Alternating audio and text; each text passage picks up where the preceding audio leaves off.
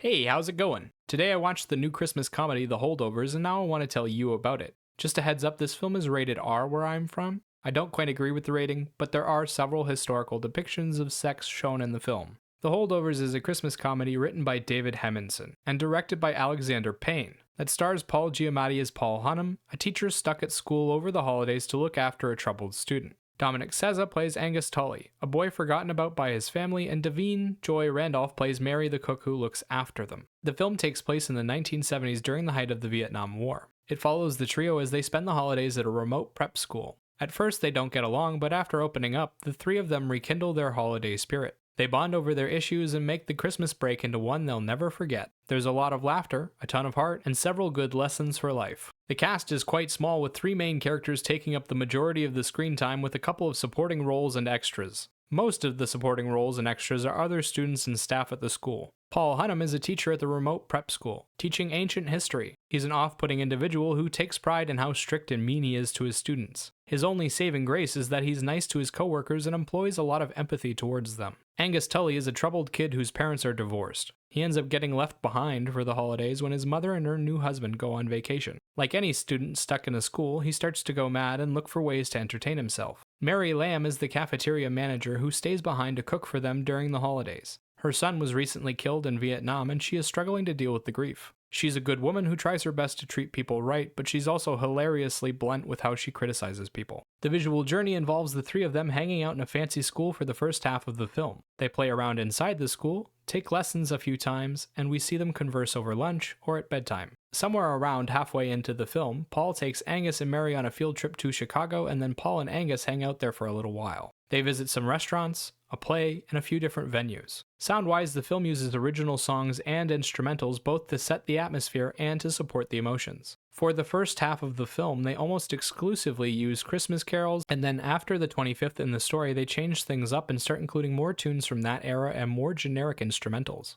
Alright, I really enjoyed this film and I think they did everything well. The story is incredibly tight-knit. There is no wasted space anywhere in the film, and it's filled with such good emotion and humor that it's easy to stay invested in, even when there isn't much going on. The characters are all quirky people who you would call outsiders. The film manages to make each of them sympathetic and likable without softening their main trait at all. It leads to these flavorful characters that you just fall in love with and want to root for. The conflict that all of them face is widely applicable to real life too. Paul is scared of the world and of being a failure. Angus is terrified of losing his mind and becoming like his father. And Mary is scared to move on after her son's death. They take these three incredibly hard topics and work through them in a meaningful way while providing good life lessons. The cast as a whole is phenomenal. You had great little performances from supporting actors like Carrie Preston, Ian Dolly, Jim Kaplan, and Naheem Garcia. Each of them got to do some big emotions in a small period and provide a few laughs. Then you have the three big leads, each of whom provided a ton of emotion and humor to the film. Paul Giamatti is the guy you laugh at until you realize he actually has something worth saying. Dominic Sezza is the kid who keeps messing up your life until you stop and figure out why. And Davine Randolph is the sassy cafeteria lady who has all the good answers. The three of them together have a ton of chemistry, and by the end of the film there's no doubt in your mind of the bond they share. They're funny individually and together, and they end up making you laugh a lot. Giamatti and Randolph have a mentor-like relationship with Sezza, and he reciprocates it. It's incredibly touching to watch.